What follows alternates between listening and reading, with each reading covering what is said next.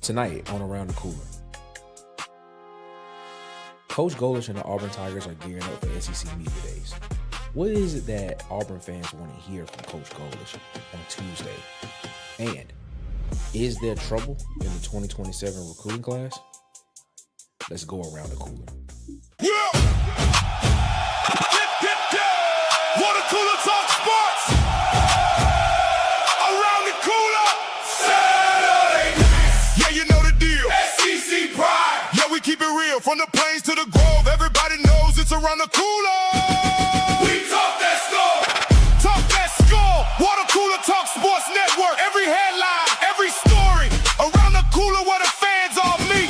We talk that score. This is Around the Cooler. Only on Water Cooler Talk Sports Network.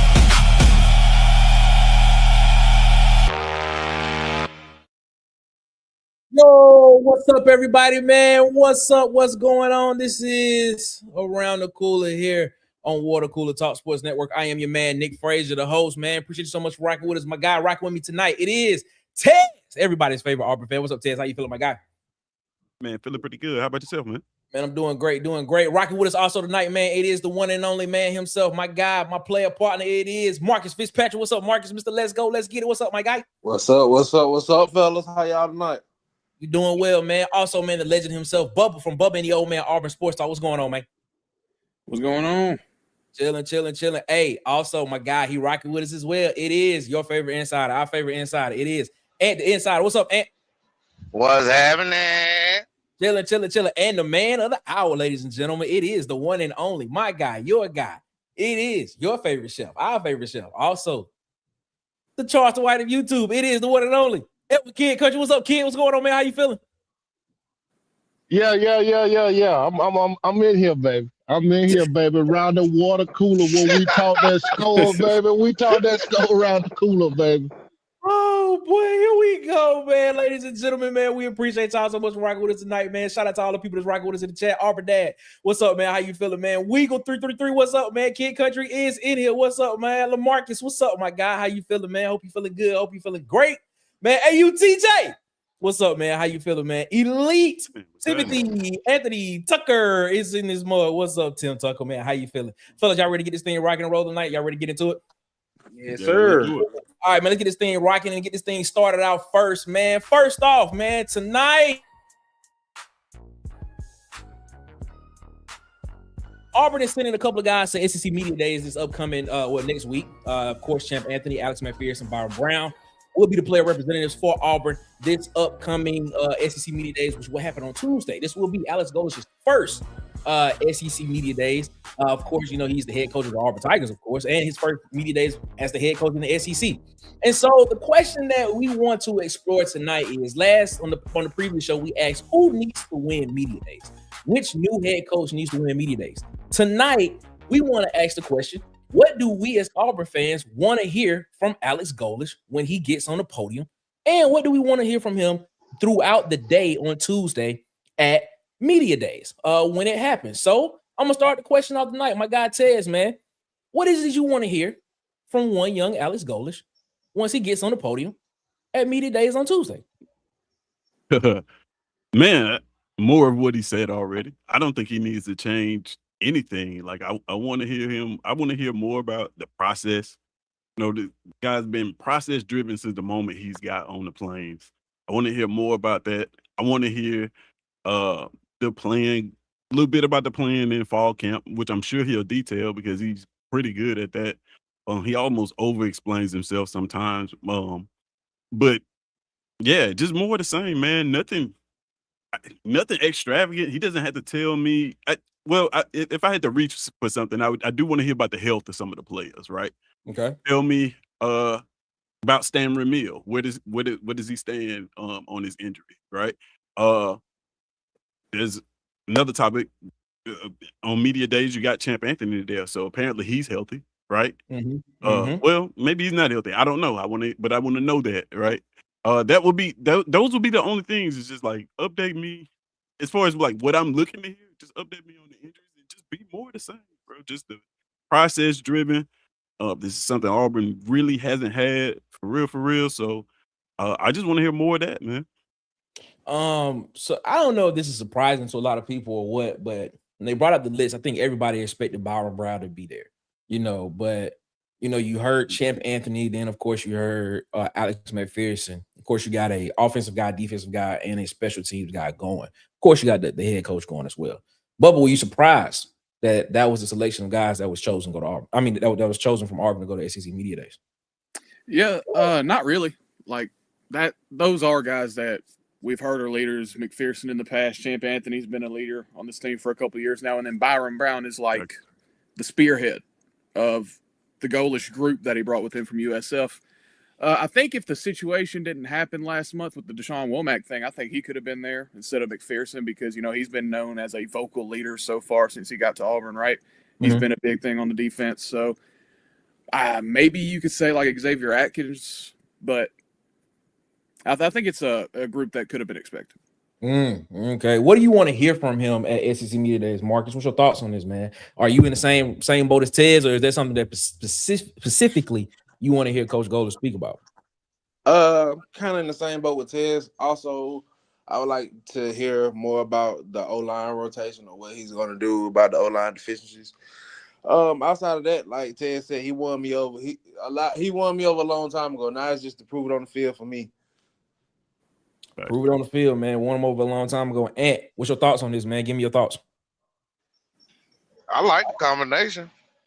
I think Champ is a leader on that defense, and as we've seen the past 2 seasons, when Champ go out, the defense is different. McPherson has a great story to tell, and why not tell it at SEC Media Days? I mean, the man was in a near-death situation, just trying to play football, And, of course, we knew Byrum Brown was going to be the guy because that's the guy Alex Golesh trusts the most. So those three, I mean, it's a nice combination. It's a surprising combination, but a nice combination. Okay. Kid Country, man. I'm not going to say we're surprised that Champ Anthony is going, but Champ Anthony has been hurt the past 2 seasons. And we haven't really seen him on the field a lot, to be completely honest with you. I just ask you, are you surprised that Champ Anthony was the defensive player that they chose to take? No. Okay. If you heard Golesh talk during the spring, even though Anthony was hurt, he's a guy that Golesh really loves his leadership abilities. So you got a guy like Anthony, and I will add McPherson in this combination too.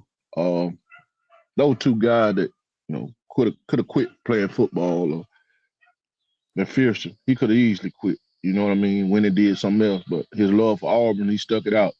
Champ Anthony has been battled injuries every year he been on the plane. Not only that, to keep coming back. Probably had opportunities to go test the water somewhere else. You look at it, he playing in a position that's pretty stacked, but he stuck around. So guys like that, like Champ Anthony, that's a sign of what's right with college football. Because in this day and age, everybody's transferring, everybody's moving different places. This is a guy that faced all type of adversity, but he stuck it out, even with a depth chart that, the stack maybe in front of him, so I like that move. Big Sarge said, man, he liked the selection though, because it shows that Coach Golesh is showing favor to players who love Auburn. And that's something, and that's something that you heard Coach Golesh talk about when he first came on the Plains. He said he wanted people that wanted he wanted people that wanted to be at Auburn, and things, stuff like that. He didn't want guys that was there just because they wanted to get a bag or they just wanted to get this money or just wanted to get exposure. He wanted people that wanted to be there literally because they love Auburn and they wanted to be there. And he mentioned that there was a couple of guys that he had some meetings with that, that they're particularly probably that wasn't the number one reason why they were there. So I like that, and that kind of piggybacks off of what Edward just said. When we did the show about who needs to win media days, I was really hoping one of y'all would say Golesh, and I think Edward actually said Golesh was the part where he said my coach. He's talking about Golesh. So, I mean, is this when we talk about media days, SEC Media Days has to be the one of, if not the biggest media circus when it comes to college football and what is about to happen when the season starts. To me, I consider it to be the unofficial start of football season anyway, when you look at it.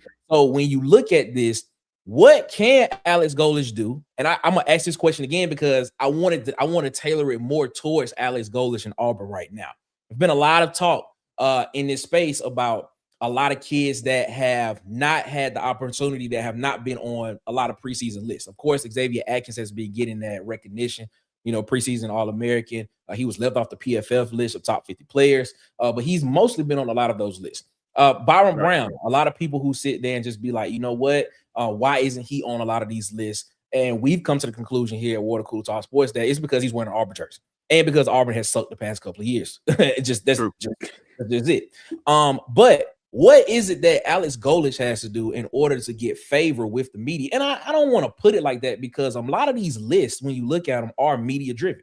When you look at it, and things stuff like that. So can he position Auburn in a place to where, like, all right, the media, this guy saying this is a guy that we know has a plan. He seems as if he knows what he wants to do, how he's going to get Auburn back to where Auburn was, which was at the height of where they were, at least when they won a national championship or at least competing in the SEC year in and year out, particularly, man. What is it that he needs to do in order for the media to be like, man, this is a guy that we need to actually take a look at and keep our eye on because Auburn might have something going on there, Tej. What's your thoughts? Man, I'm just going to be honest with you. What does he need to do is win games, right? And I know that sounds cliche. I get it, but so let me explain it like this. Before, when we talked about this before, right? I didn't pick Golesh as a person that needed to win media days. That was before the actual list of who he was taking came out. Looking at who he was taking, if you had asked me before, my picks would have been Byrum Brown, probably Xavier Atkins, and I think I said Cole Best. Right? But him picking Alex McPherson and Champ Anthony kind of lets me know that he's not trying to win the media game. He's trying to win Auburn. He's trying to win the locker room. Like, he is trying, like, if you think about those players, bro, like, they are the epitome, they're redemption stories, specifically Champ Anthony, kind of like what Kid Country said, specifically Champ Anthony and Alex McPherson. Those are two guys who, like, they mirror what we want to do. We have pretty much been injured for 4 years. If you understand what I'm saying, like 5 wins, 6 wins, we have been at a downward place in Auburn program.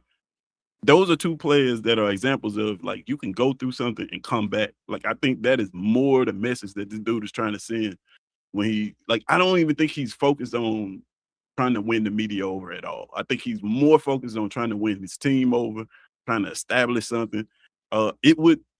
Listen, Auburn winning 8, 9 games, 10, a possible playoff berth, all these good things, that would be a redemption story. That would be the Alex McPherson of the SEC, right? You were down, you came back. Like, I think that is what he's focusing on. So to win the media over, though, this is the original question. Unfortunately, you would have to play the media game, and I think by the players that he's already taken, I don't even think he's going to do that. Bubba, last one goes to you, man. Do you think Alex Golesh can win the media over, and what can he do in order to do that? I know you probably don't think it matters, but just humor me for a minute. Yeah, I think that to win the media over, it's difficult when he's not somebody that's highly publicized, right? He wasn't a guy with this fire behind him like Sumrall or whoever this last coaching cycle. He's kind of a guy that, from a national scale, a lot of people don't really know. They know he's the guy that almost beat Alabama a couple years ago, and that's kind of all they really know about him. As far as winning them over, he can like plant seeds. Okay. And I think I said it on the last show of, like, defining an identity. Like, he could make a big deal of, like, the grit thing. Like, that was a big thing with him at USF with the hats that said grit on it and stuff like that. He could plant the seeds for that and then build on it throughout the season to where it becomes like a positive thing in the media and it becomes something for like game day conversations or whatever. But I don't know if it's something where he could just like go in and just take over the room because he's just not that style of personality, right? Okay. Well, we will definitely be looking to see what happens. Ladies and gentlemen, he will be going on Tuesday, July 21st, 2026. I believe he will be the first coach up, if I'm not mistaken. One of the first two coaches up at SEC Media Days this upcoming, next week. So we'll definitely be having coverage over here at Water Cooler Talk Sports. We'll definitely be talking about it all next week here on Around the Cooler and on the pregame playlist as well, man. So I'm excited to see exactly what he does and what exactly we see from him as well. Ladies and gentlemen, man, we'll be right back. Ladies and gentlemen, right after these messages coming up. Coming up, Chris Lowe put out his top 10 most impactful transfers for the 2026 season. Where did Byrum Brown rank? Stay tuned.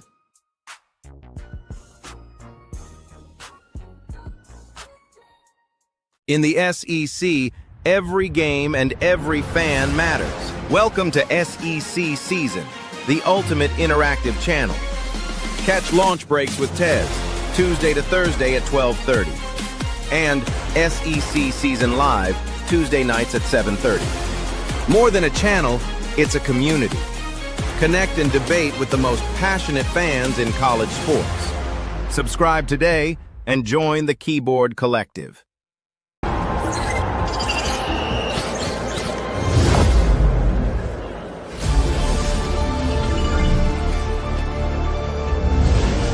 Click the link below to get NordVPN. That's the peace of mind you deserve. Game day just got sweeter with DOICH, the delicious, high-protein snack that's plant-based, gluten-free, dairy-free, and low in sugar. Visit DOICHFoods.com and use discount code WCTS for 20% off your order. That's DOICHFoods.com, code WCTS for 20% off.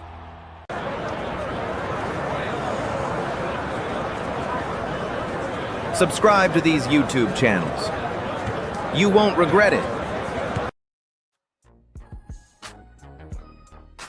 Ladies and gentlemen, man, welcome back to Around the Cooler here on Water Cooler Talk Sports Network, man. We appreciate y'all so much for rocking with us here, man. Chris Lowe put out his top 10 most impactful transfers in the SEC this year. As you can see, Cam Coleman was at the top of that list. Byrum Brown ranked number 3 on this list as one of the top 10 most impactful transfers coming into the 2026 season. I'm gonna ask this question to you, and I'm gonna start out with you, my guy Marcus. Is Byrum Brown number 3, or should he be higher than that? When you ask me, when we speak on most impactful, he could easily be number 1. Because when we speak on impact, we're talking about how far a person is gonna carry a team. Cam Coleman, I don't think Texas really need him to carry. Sam Levitt, he's hurt right now, so you never know what he's gonna bring to the table with LSU. But with Brown, I think hard to say, but I think our offense goes with his success. So when you speak on most impactful, that's how I look at it. So I could easily put him at number 1. And you agree or disagree? I agree. He should be number 1. I mean, in 2 seasons, we've seen what Cam Coleman has done. Granted, coaching-wise, it may not have been what we wanted or what anybody wanted, but he's been a 700-yard receiver. Byrum Brown, in 2 seasons, has thrown for over 3,000 yards. Sam Levitt, I mean, he has a broken foot, and there's no guarantee that he's going to even play. So, why not? Bubba, your thoughts, man. Should he be number 1, or should he be number 1, or should he be, or should he be ranked lower on this list, or is he ranked correctly? Yeah, it's interesting because when I think of most impactful, I'm thinking potential wins added by this individual player, and I don't think a receiver could be that valuable, especially to a Texas team that already has a good receiving group. So him at number 1 is odd because it's almost like he presented this as this is who he thinks the best transfers are. I agree. Instead of most impactful. So that's why I think yes, Byrum Brown should be 1, even if somebody wants to make the case that Sam Levitt's a better player. I disagree. But if that's the way that you're thinking about it. Like, I think Byrum Brown's impact will be more because of the gap in overall talent between perceived what Auburn has versus perceived what LSU has. So I think it should be Byrum because I think he has the most potential wins added to his roster. Yeah, when I think of most impactful, I think of the guy that's going to come in and actually change the game for the football team. That's what I think of. I think of the guy that actually is going to be the game changer, the reason why that team ends up winning football games. I'm with you on that, Bubble. Kid Country, what's your thoughts on this, man? Is he the most? Should he be number one? Is he ranked right where he needs to be, or should he be lower on the list? Most impactful. I could see. I mean, I guess they look at it just from an impact player type, what Cam Coleman's abilities, but I'm gonna make the case for Byrum Brown to be number one. Okay. And here's my case for that. Most impactful. Not many of those guys that's on that list is expected to be the face of the franchise. They won. Byrum Brown walked in this spring as the face of the Auburn football program. So, I mean, it's hard to be any more impactful for that. You know what I mean? Coming from South Florida to now, you know, you the face of an SEC program. So, and make no mistake, we gonna live and die as he go, you know. So you can make the case for him to be number one, and I would, you know. Is it disrespectful that he's at number 3, Tez? Man, I'm always going to say this. Every single time we put one of these lists up, I'm going to say the same thing. All the time. Just take the Auburn logo off and put a script A up there. And where do you think he would be ranked as a transfer? With 3,000 yards passing, 1,000 yards rushing, where do you think he would be ranked if he had a script A or that G in the circle on the side instead of a A and a U? Like, actually, the whole stuff list. that honestly. Yeah, like, bro, that is always why I don't like these lists when because there's a brand bias to them all the time, right?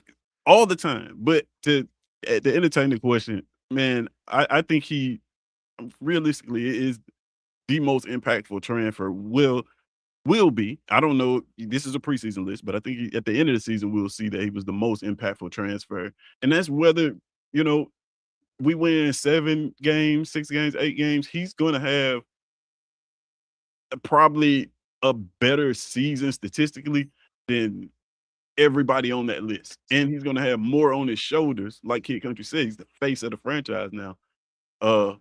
That's crazy. I said franchise instead of team, but in today's college football, franchises. But he's gonna be that, bro, now, and nobody else has that on their back. So, yeah, man, I look at Cam Coleman up there, and I get it. But immediately I think about that list, and what worries me about it when you see that, I didn't look at Texas last year and say, you know what, they had one more elite receiver. I agree with you on that. You know what I mean? Like, I don't think that was their issue. Then you get Cam Coleman going in there. You saw Art struggled. Nick has said this a billion times. Art struggled to throw the ball in the 10 to 15-yard range, right? That's his weakness. We saw him. We got a front row seat to Cam Coleman. Not a lot of 10 to 15-yard stuff in breaking routes, middle of the field. Like, you didn't see a ton of that from him. Didn't see a ton of separation on the slants and things like that. So it's almost like the two players being married and their deficiencies are the same thing in the same area of the football field. So I don't know if that's just going to be as impactful to Texas success, even if he has a good season, right? You know what I mean? I don't think that that's going to be the thing that propels them past where they were.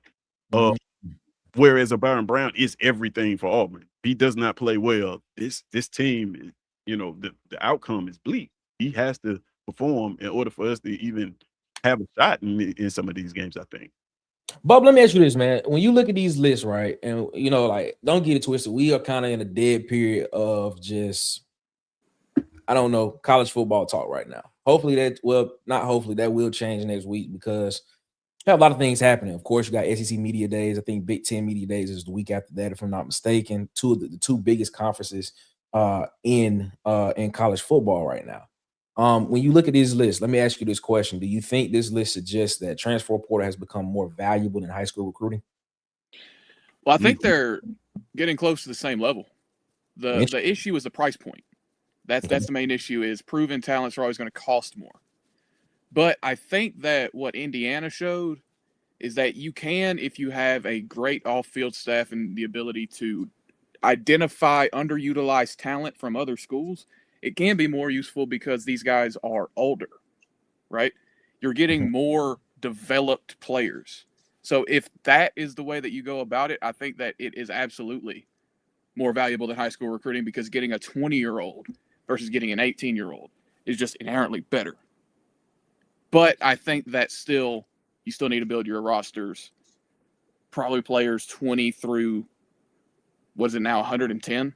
That's what it seems like. Yeah, well, 110 right now. Yeah, no, 105. But I think trying to go every year impact player hunting is going to eventually burn you more than developing talent in your program. Which one do you think it is? Which one do you think it is? Or would you rather have, the most impactful transfer, or would you rather have a recruiting class that has some solid 3, 4, and a couple of 5 stars in it? I'd rather have a solid recruiting class. I mean, like Bubba said, it's getting closer, but the price range is astronomically different. I understand you paying $6-7 million for a quarterback, but as we've seen, what if he doesn't pan out? Whereas you got a freshman that you built up from the ground up, and by his senior year, he could be just as good or maybe even better. I mean, that's just things you have to take into account. As far as you picking up transfer, I think the most important thing on the transfer portal will be O-line, because that age difference means a lot more than any other position, in my opinion. The trenches will mean more, even defensive line, because they have experience, they've seen a lot, and they've been out there. I mean, they played against the Indiana or Auburn or Alabama, so it's not like they're coming in fresh or they're in their sophomore season and this is the first time they get to play against them boys. Go about 2 minutes, Marcus. Marcus, let me get your thoughts on this. You've always been basically saying that the offensive line has been the part of the team to where you like we'll go as the offensive line takes us, right? And that's something that you've always been basically saying, for a minute, that's the biggest question mark to you. Will Byrum Brown's impact be diminished if the offensive line does not shape out to what we needed or we would or a lot of people think it should be? Well, I would say in a quarterback situation is diminished if the O-line doesn't contribute, but it depends on how and what standard do you have for this Auburn team. What win total do you have? Because to me, even with the horrendous offensive line, I think Byrum Brown can still get you over 500. So to me, it's just what standard do you have for the team? Do you have unrealistic expectations? Do you have realistic expectations? So it's just however you want to put your expectations on this team. Dang, did we lose Marcus? I think we lost Marcus. There we go. Now we got him back. There we go. Oh, yeah. I just said, like, it depends on the expectations of the team to me. If you thinking that this team is a 9-10 win team, you better hope that our offensive line show up. Because that's the only way we're going to be a 9-10 win team. I don't think Byrum Brown alone can carry us to 10 wins without an offensive line. But if you I don't like the way you said that, bro. So he should. So in that case, then this is it. You got about 30 seconds. So in that case, he should be higher on this list. Then, of course, that's why I got him at number 1. I'm just saying though. I'm just saying he should be higher on this list if that's the case. Like that's just how I look at it. If you saying that Byrum Brown should be number 1, if you ask me that question. Most definitely, and it goes back to what Kid Country said. He has to carry a whole school. He's the face of our Auburn program right now. Cam Coleman is not the face of Texas. No matter how you want to cut it, Sam Levitt is not the face of LSU. That's a coach school. Like it's just how you look at it. Like I said, your expectation for this year, if you're gonna base it on the offensive line, is gonna be what your win total is. Well, switch them. Switch Sam Levitt and switch Byrum Brown and tell me who you think will be ranked higher as the most impactful. That's a great. Just switch them. Put one at LSU. Like Ed said, Sam Levitt might not even play the first couple games of the season. You're right. Ed Darby in the chat said, Think about it. go as your head coach shows up to work first. Shout out to Ed Darby, Mr. 21 in the chat. We appreciate you so much, my guy, man. Ladies and gentlemen, we will see how impactful Byrum Brown is for the Auburn Tigers this upcoming season, man, because I kind of agree with Marcus, bro. We're going to see exactly what happens, man. So you know what time it is. Byrum Brown, show us why you should be number one on that list, my guy. Ladies and gentlemen, pregame playlist, man, is every morning, 9 a.m. Eastern, 8 a.m. Central, man. Join us every morning for the pregame playlist. Your morning, your sports, your playlist. Big plays, man, sharper than a ruler. Offers got some now, we breaking down the zone. Nothing's tight like the Wi-Fi on your phone. Quarterback sneaks, chips, and dips. The pregame playlist is your new morning destination. Tune in Monday through Friday, 9 a.m. Eastern, 8 a.m. Central. Your morning, your sports, your playlist. Game day starts with great food. At Adeline's by Chef Country, we bring championship flavor to every plate. From slow-smoked ribs to barbecue favorites, feeding the family or the tailgate, make Adeline's your first stop before kickoff.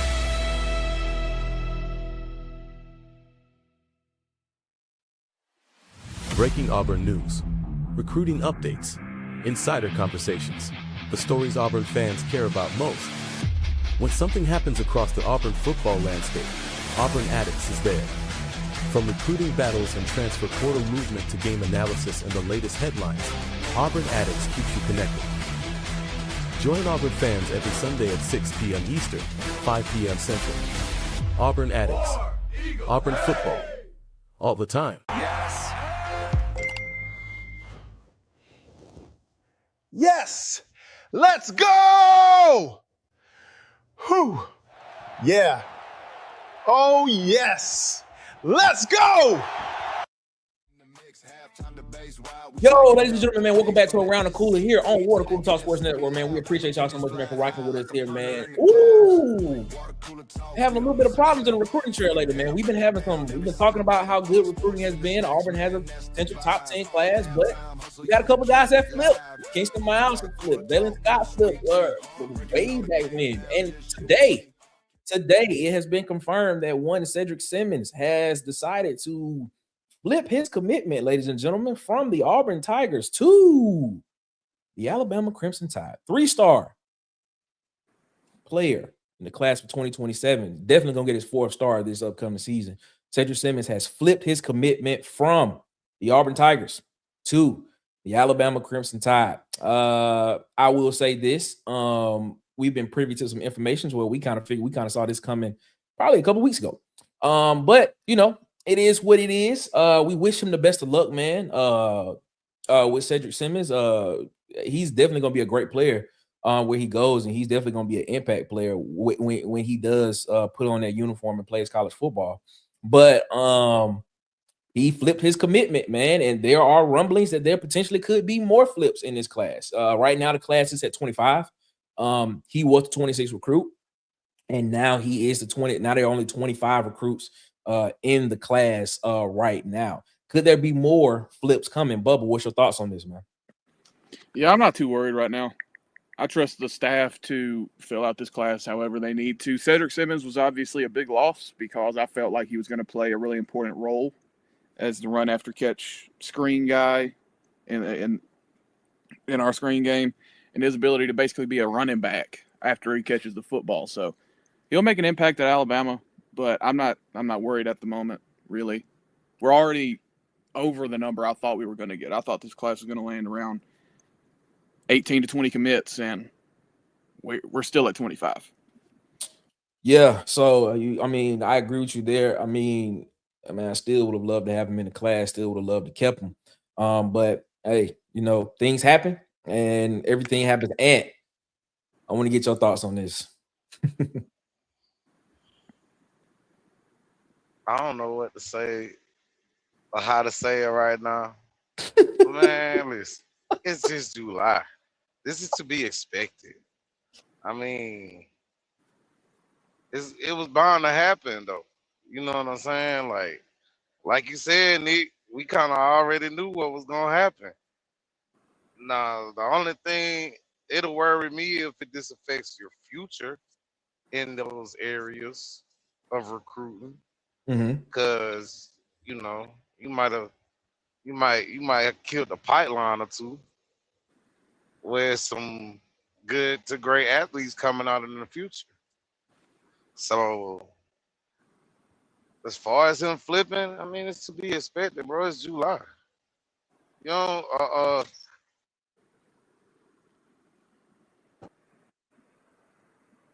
I think War Eagle Mobile got Ant. I think he did. Let your Edward, antenna up. Edward, Kid Country. What's your thoughts on this, man? I'd say I'm surprised. I'd be lying if I tell you that. I mean, I told you today that Duke got kicked off the team. Don't expect Cedric Simmons to sign with Auburn. I mean, you'll have people to say, well, that wasn't the case. Me personally, I know Cedric Simmons transferred from Dallas County High School to Southside High School to play with Derek Smith. Cedric Simmons was going to Auburn to play with Derek Smith. So, they homeboy. I hate that we, didn't get him, ain't gonna land him. I hate that because there's a good chance that you don't land Mason Johnson Cook in the class too. Yep. Cedric Simmons is a guy who I believe his best football is at the running back position. I always said it since I first seen him in the 9th grade. The kid not built like a wide receiver, man. The kid got a lower body, thighs, and man, look like tree trunk, bro. So I always thought there was a chance for him to play running back at Auburn.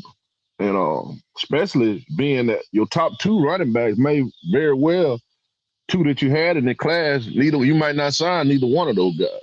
So if nothing else, a guy that could play emergency running back in the future would have been big. He's a playmaker.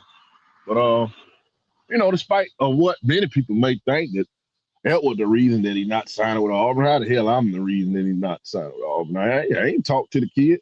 I ain't talked to his family. But back to you, Nick. I'm gonna leave it alone.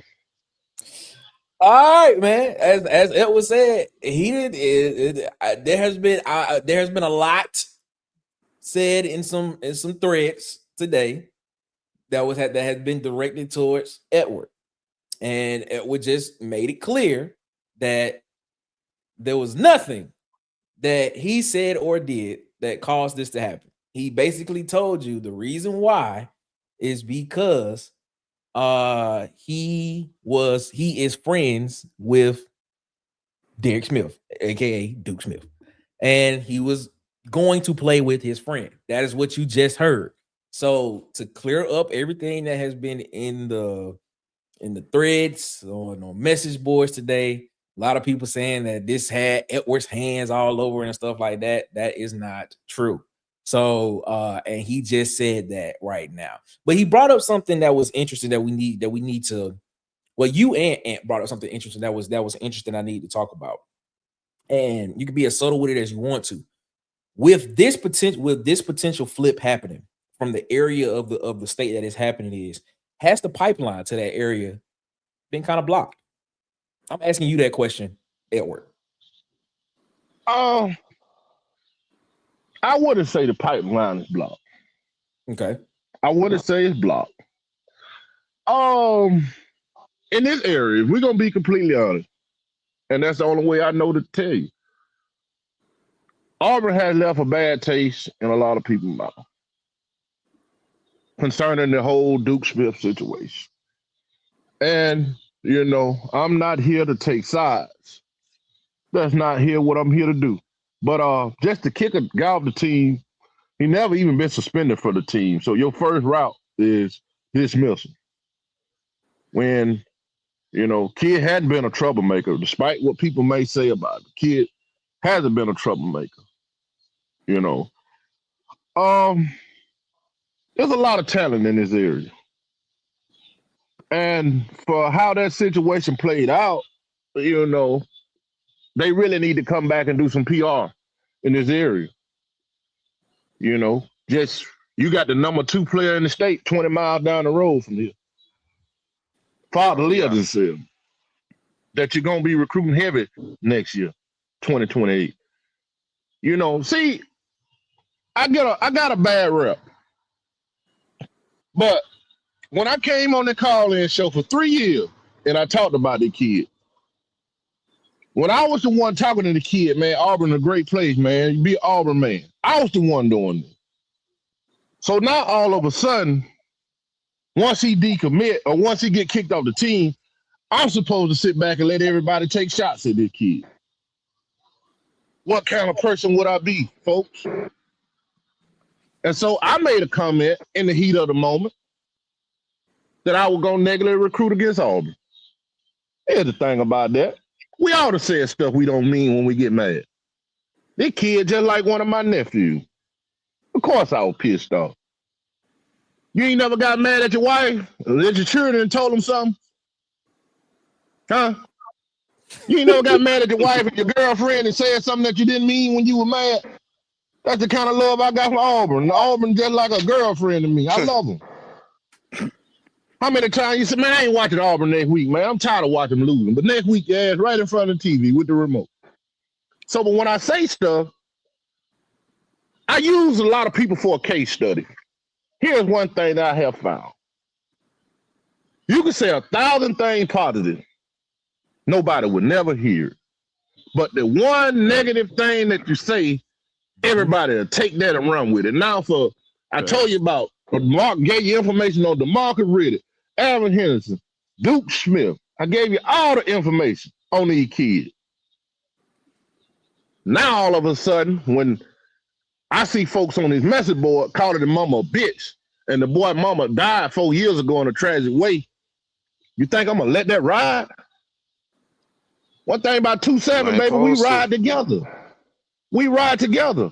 So what kind of friend would I be when I know them whole man family personally? See, a lot of y'all don't give a damn about these kids. I'm the one, when I see these kids in Walmart, I got to lift their head up. Hold your head up, Duke, it's going to be all right. So don't never compare y'all-self to me when it comes to these kids in Central Alabama. Because one thing I say, and I say on their podcast all the time, I'm a real king in my village. You damn right. If I wanted to go out here and tell folk, don't send that baby to Auburn, they'll listen to me. You know why they'll listen to me? Because they know I love Auburn. In order for him to say something negative against Auburn, it got to be something wrong. People that know me know that I would never go against Auburn. I bleed orange and blue. For y'all to come on here with that foolishness, going on my Facebook page, I didn't like that. You made it personal then. Whatever said on the message board, let that stay on the message board. Do not come in my personal space posting nothing I put on Facebook on no message board, because then I'm going to take it personal. I would never. I know Ballard's family. I just told you my nephew, the number 2 recruit in the class of 2028. Deshaun Hall whole family be in my restaurant. If I wanted to negatively recruit, I could easily do that. But I love Auburn too much, just to be real. So we're going to keep it real about the situation. I ain't going to go into the details of what happened with that. That's for Golesh, Cody, and Duke to talk about. I ain't finna get it to y'all on no podcast. Not for free. Right. There it is, ladies and gentlemen. He had to get it off his chest. He got it off of his chest. So, kid speaks. It is what it is. Hey, what you got to say? Man, I feel like I agree with everything Ever just said that wasn't dealing with his personal situation. You hurt a lot of kids in this area. I'm for 24. Crenshaw County, Luverne, whatever y'all want to say. Keldrick made a way for them kids, bro. And for that situation to go on, what's going on at Auburn, for that to go down like that, it left a bad taste in a lot of people's mouths. And for you not to come back and say nothing or have a comment about it or try to brush it off like it's, just another situation, it's not gonna fly right. I mean, my nephew probably be number one in the class of 2030, bro, quarterback. But I can't tell him to go to Auburn if they're gonna act like that, man. Cause I ain't like everybody else. I'm gonna fight by mine. All righty then. Hey. Well, ladies and gentlemen, it seems as if there's some hurt, bruised feelings that is happening in that area when it comes to Auburn football and the central part of Alabama. So I will say this, man. Hopefully, if they do watch this, they hear it. And maybe something happens. Maybe it won't. We'll see. Ladies and gentlemen, man, this is Around the Cooler here on Water Cooler Talk Sports Network, man. We appreciate y'all so much. We'll be right back right after this. Coming up, if possible, which coach would you like to see as the head coach of your favorite football team? More to come around the corner. Quarterback chatter, passing around stats. Life moves fast. Protect the people you love. Secure your future with life insurance. Or build generational wealth through real estate. Freddie Metro is here to help with trusted guidance. Protecting families, building legacies, creating wealth. Call Freddie Metro now.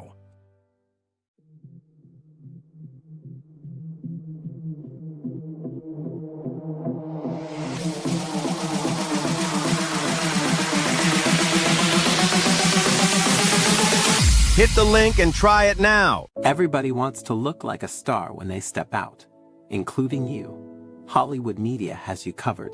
From clean portraits, corporate events, and athletic events, Hollywood Media has you covered. These aren't just pictures. This is your moment. Follow now on TikTok, Instagram, and YouTube at Hollywood_media with 2 A's.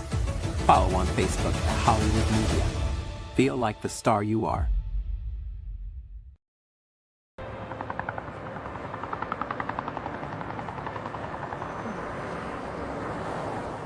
Follow Water Cooler Talk Sports on social media. Yo, welcome back to Around the Cooler, man, here on Water Cooler Talk Sports Network, man. Shout out to everybody that's rocking with us tonight, man. Everybody that's rocking with us in the chat, man. We appreciate y'all and rocking with us as well, man. Coach Rock, just a fun little exercise that I want to do right here, man. If you had an opportunity to switch either one of the SEC coaches with another school, my question to you is, which coach would you switch? I gotta put this back. Big Star said, Nick, you need to play a couple times to get the move back.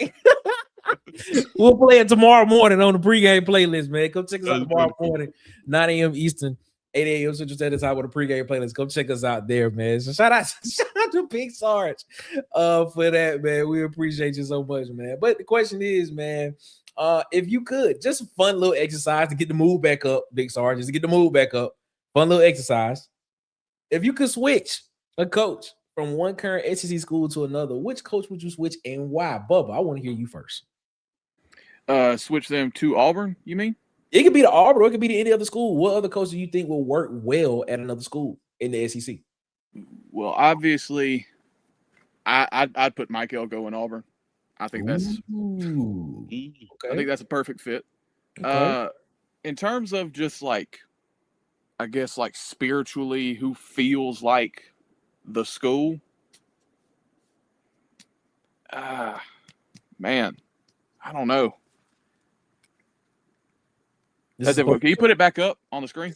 This is supposed to be a fun exercise, Bubba. We supposed to be getting the spirits lifted back up right now. Yeah, I'll put it back on the screen. I'll put it back on the screen for you. It is, man. Here is the coaches right here. These are the coaches that win rates and what schools they're at right now. Okay, so I'd probably take Brent Venables and put him at Alabama. I think that's a good fit.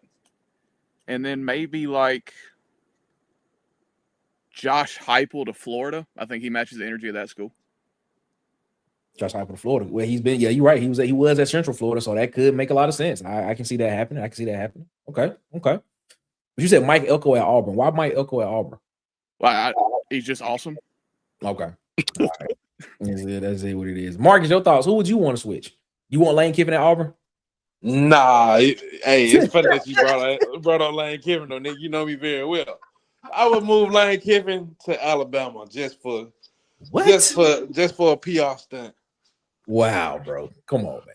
Really? I just want to see what the Alabama faithful will say.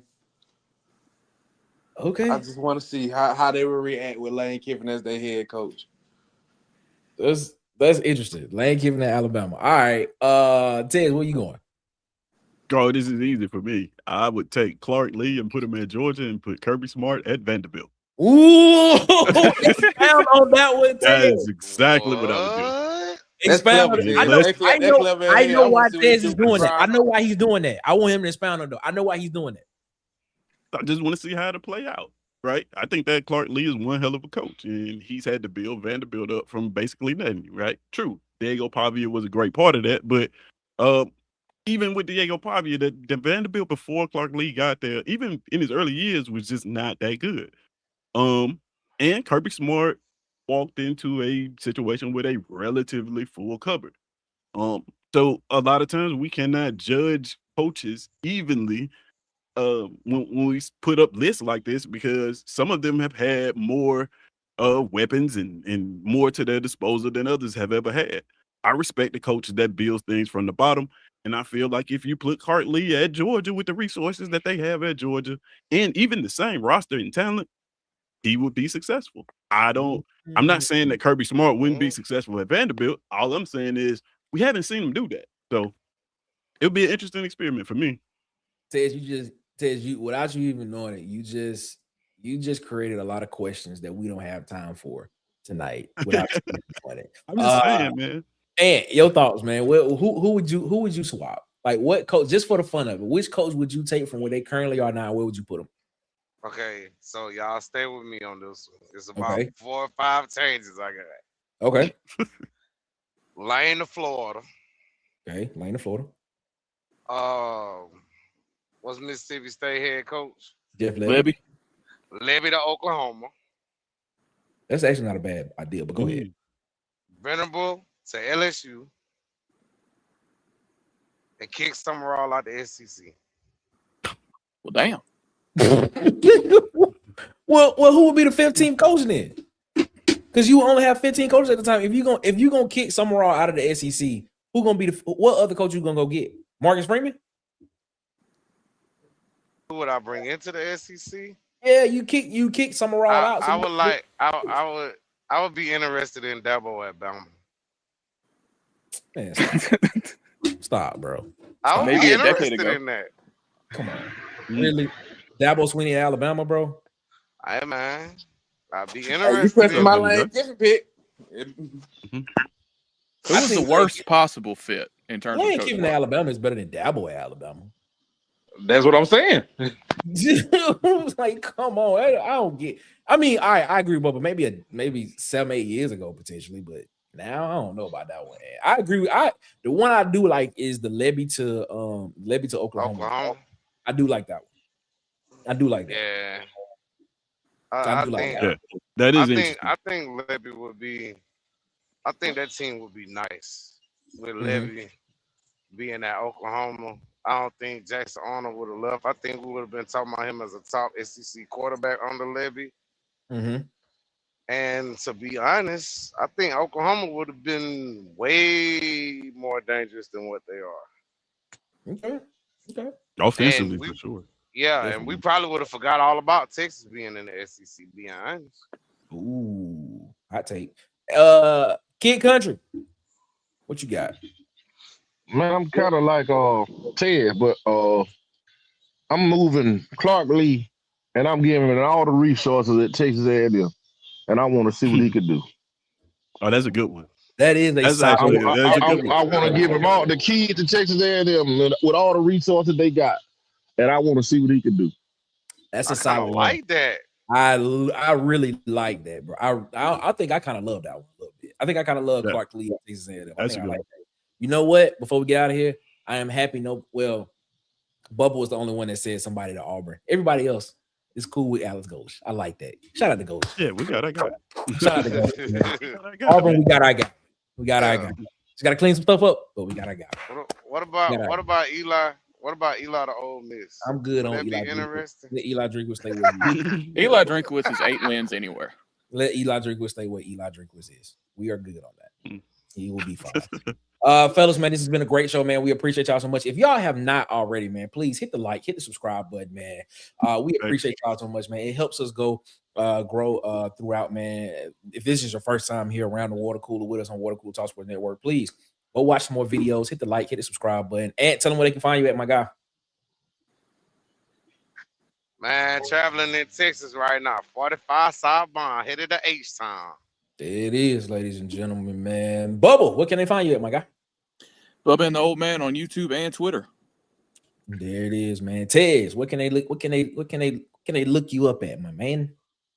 Man, right. You can find me at SEC Season on all platforms, man. Been off for a bit, but I promise you guys, been working on something. I think you guys are gonna love it. So go over there now. Hit that subscribe button. You want to be early on this. So look out for that. Y'all don't want to miss it. I'm telling y'all, y'all do not want to miss it. Marcus, what you guys say to people before we get up out of here, boss man? Hey man, y'all be blessed, man. Come check out the playlist in the morning. The pregame playlist tomorrow morning, 9 a.m. Eastern, 8 a.m. Central, man. Make sure y'all come over there and check us out, man. The pregame playlist. And last but not least, my guy, the Charles White of YouTube, Edward. What's on your mind, man? Hey, man. Y'all know how I do before I close it out. I got to leave out on a high note. It wouldn't be Edward if I didn't leave with a bang. Oh, for all my people on the corner. Why y'all let me pull y'all string like you're a damn weed eater? Why I had you so riled up? Why I been pulling your string like you're a damn chainsaw? All day long. All because you mentioned my name. Why would you do that? Have I become your enemy? Because I tell you the truth. Y'all want to go along to get along type of guy. Guess what? Damn it, you got the wrong guy. That will stand 10 toes down on what he believes in. So, you know, I called Nick Fraser this evening about 3 o'clock. I texted. I said, Nick, I got a play. Let's run this play tonight. He said, what you got, boss, man? I said, since I'm the topic of conversation, I'm all in the algorithm on the corner. Let me go over there and say Edward tells all. I guarantee you come. See, y'all watching, but you're too scared to comment. I know you're watching. You watch. You watch. So, I'm a man of my word. I said Edward tells all. Nick said go for it. See, I'm loyal to who I'm loyal to. I'm loyal to these guys. So, I said, I promise y'all I was going to tell it all. Now, here's the Edward tell all. I want to tell all of y'all, leave me alone. I want to tell all of y'all. I want to tell all of y'all. I've been screwing your brain all day long, and it felt so good. I done climaxed. It's 7:59. Whoa! I just climaxed. Where we going? Whoa!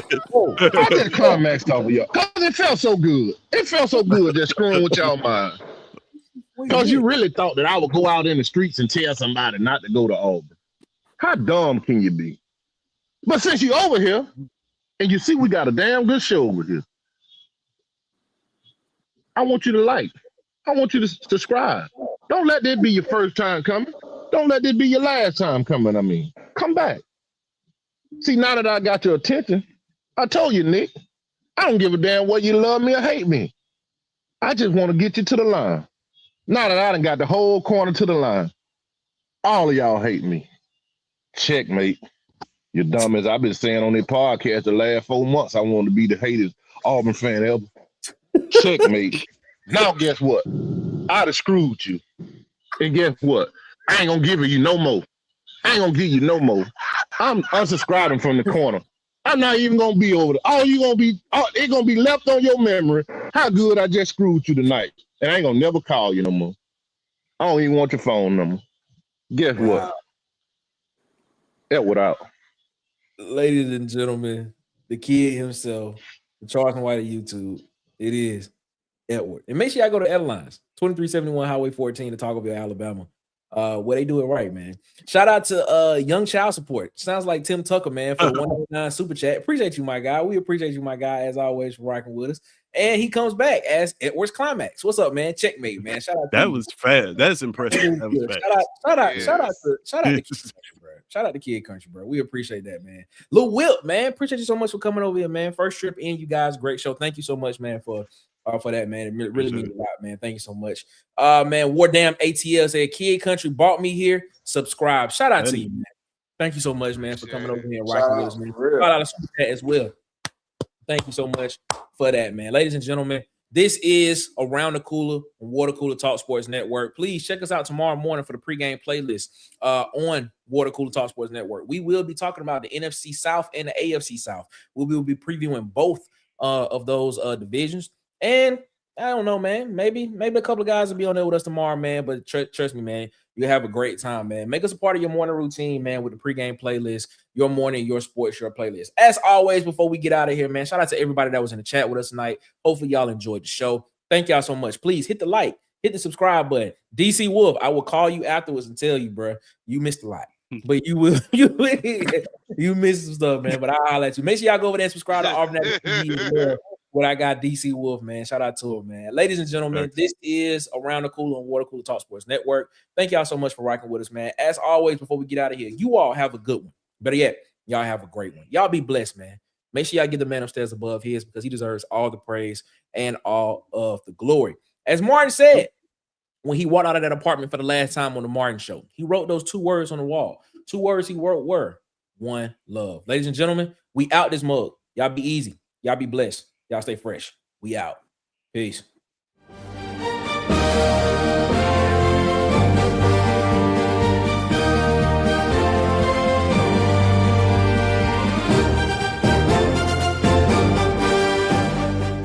This has been a presentation of Water Cooler Talk Sports.